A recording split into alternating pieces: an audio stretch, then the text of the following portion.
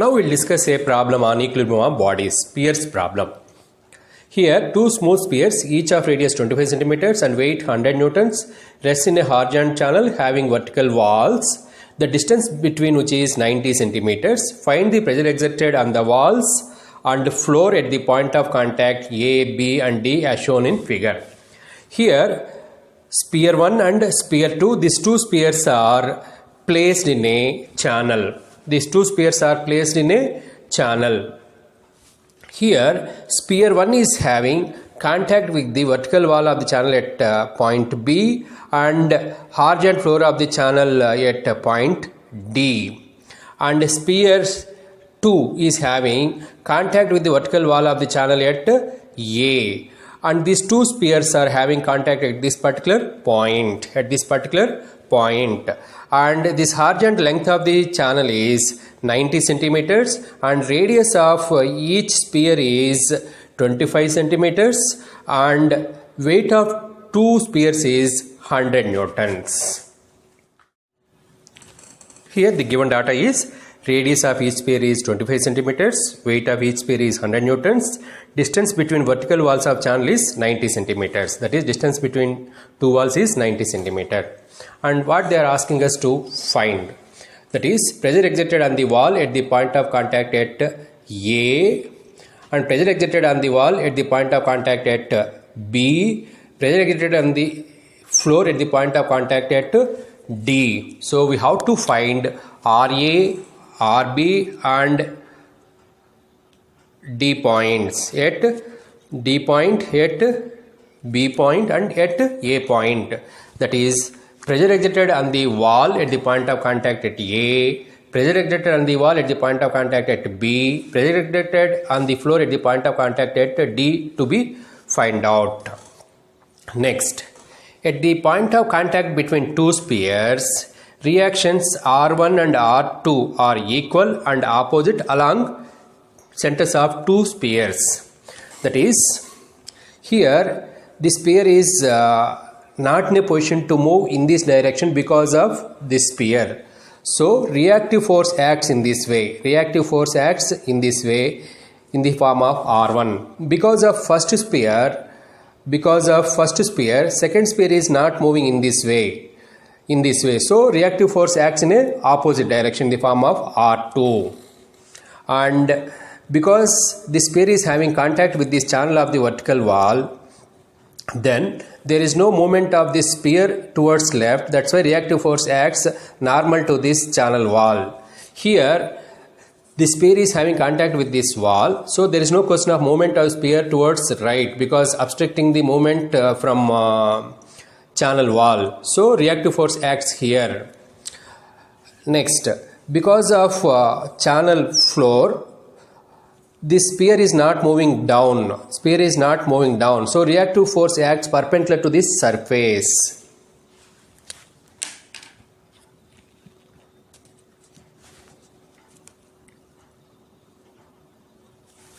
Say RB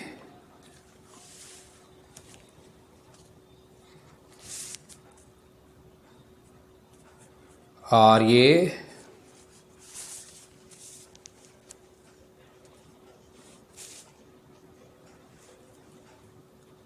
RD, say C1 and C2 are the centers of two spheres.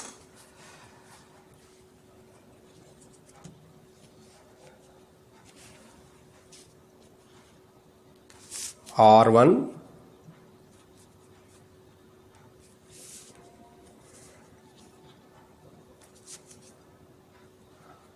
R2, R1 and R2 are equal and opposite. I mean, these two reactions are equal and opposite directions. Now we'll find the angle of R1 R2 reaction forces inclination with the horizontal. For that,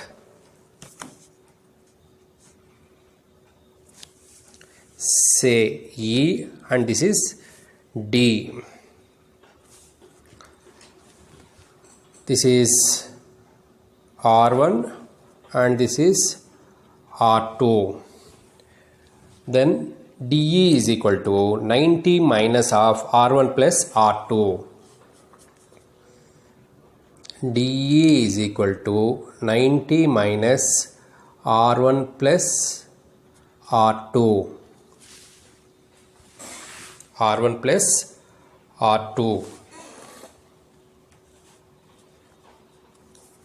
which is equal to 90 minus 25 plus 25, which is equal to 40.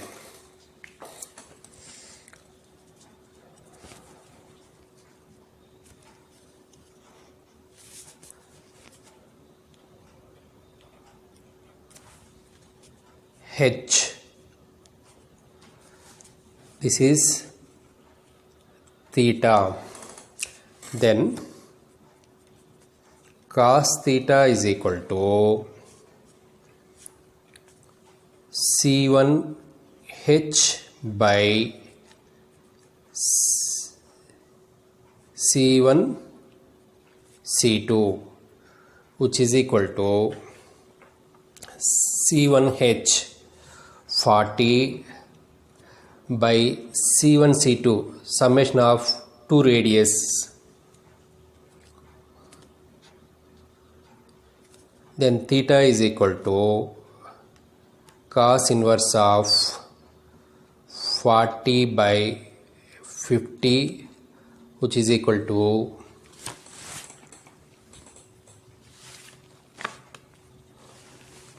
36.86 degrees. We found this inclination. Here R1 and R2 are the reactions. They are equal and opposite and acting along the centers of the two spheres. R1 is the reactive force on first sphere, R2 is the reactive force on the second sphere.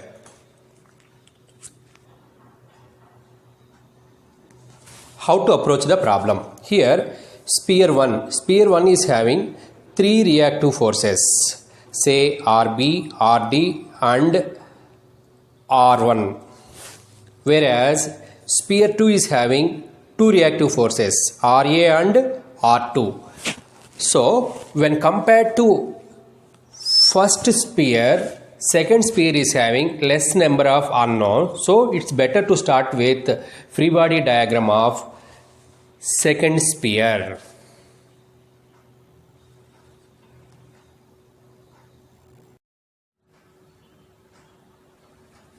Here the weight of the second sphere is 100 newtons. Always the weight acts perpendicular to the ground. Here the reactive force RA is perpendicular to this wall. So here we'll draw reactive force RA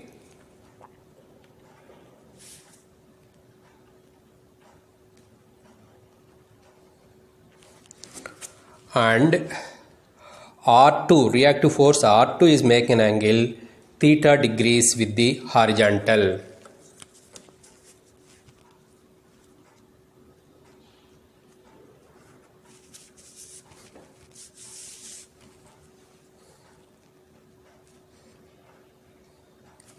Inclination with the horizontal is 36.86 degrees.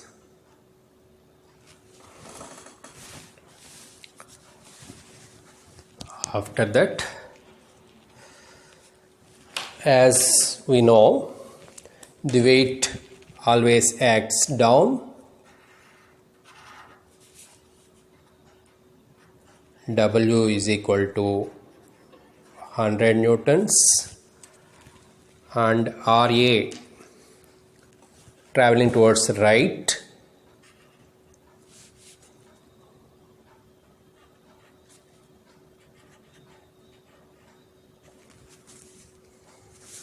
and R2 going up with an angle of 36.86 degrees with the horizontal.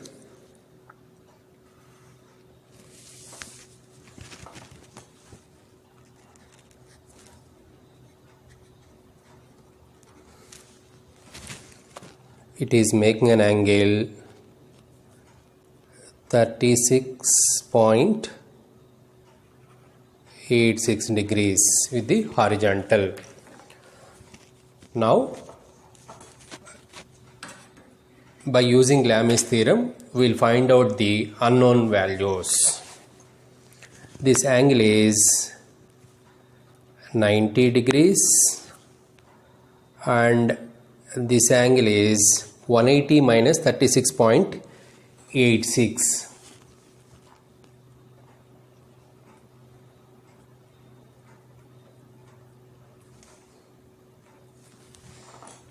And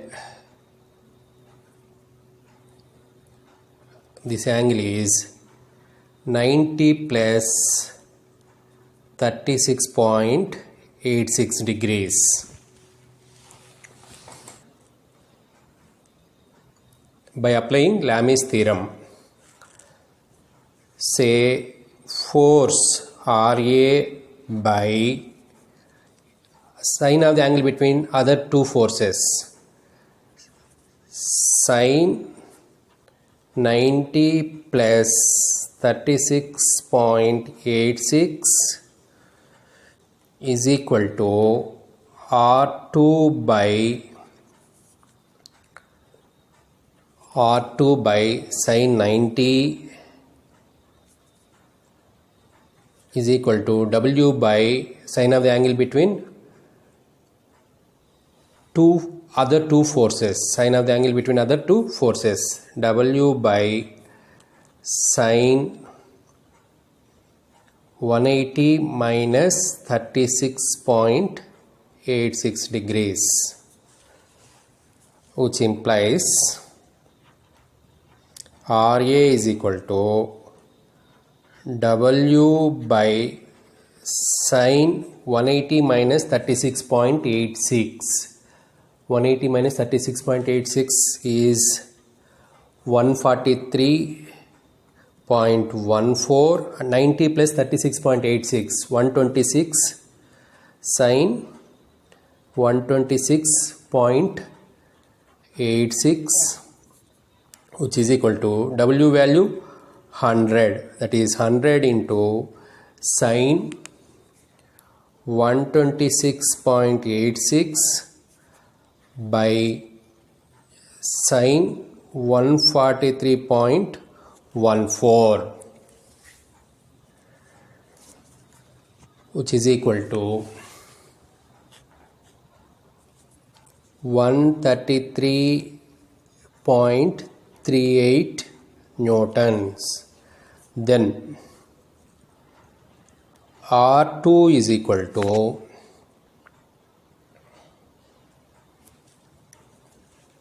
R2 is equal to W value as 100 by sine 180 minus 36.86 sine 143.14 and sine 90, which is equal to 166.70 newtons. So from the free body diagram of second sphere, we found RA value as 133.38 and R2 value as 166.70. Now we'll move towards free body diagram of first sphere. Free body diagram for first sphere. Weight of the sphere is equal to 100 newtons, which is a active force which always acts perpendicular to the ground. Reactive force RB, normal to this wall. Reactive force RD, normal to this horizontal surface of the channel. Then reactive force R1, acting at an angle of theta to the horizontal.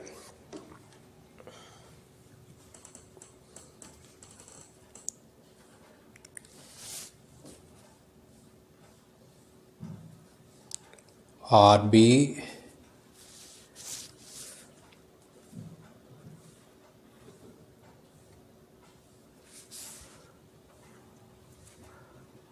RD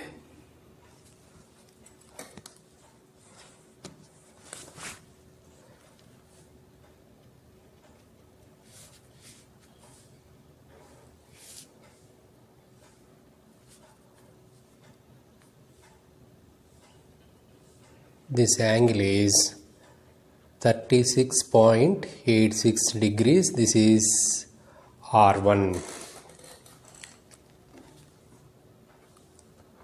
W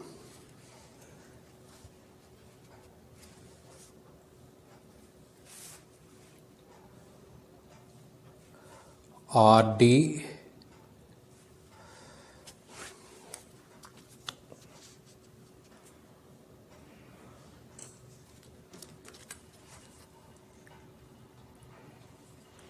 R1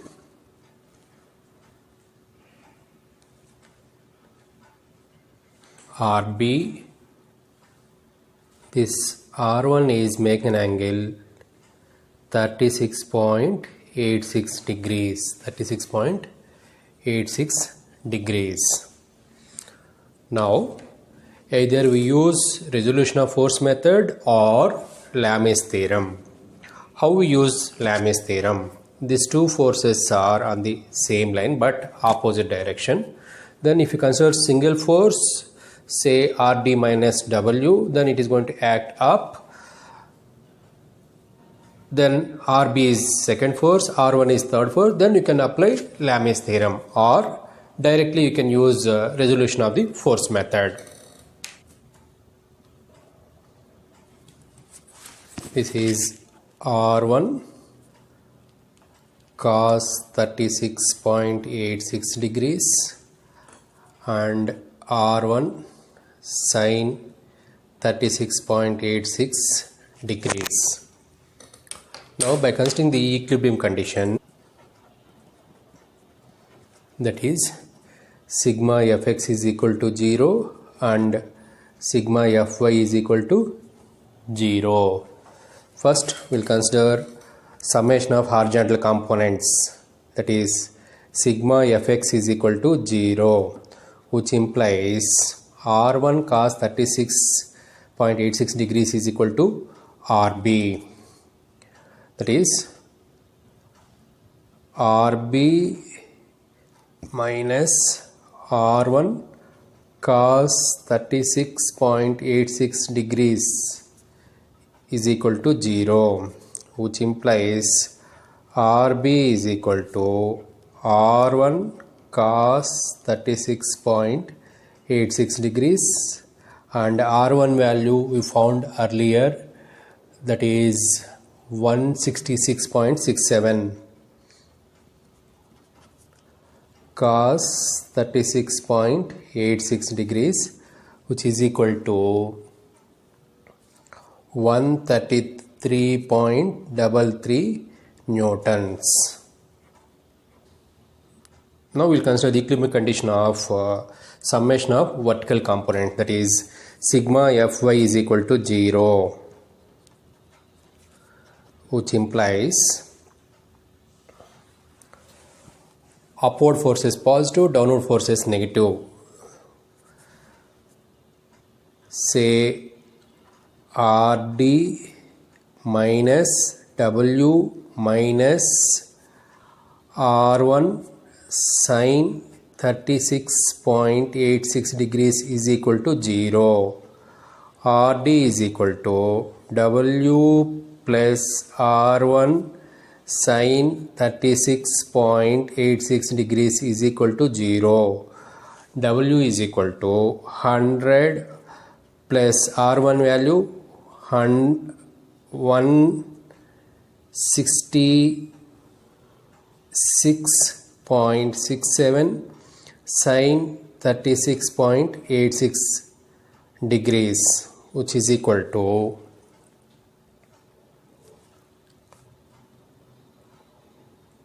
200 newtons.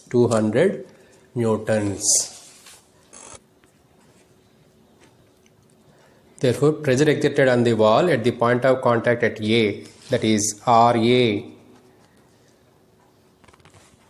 is equal to 133.33 newtons, and pressure exerted on the wall at the point of contact at B is equal to, that is RB, is equal to 133.33 newtons. Pressure exerted on the floor at the point of contact D, RD, is equal to 200 newtons. These are the required values.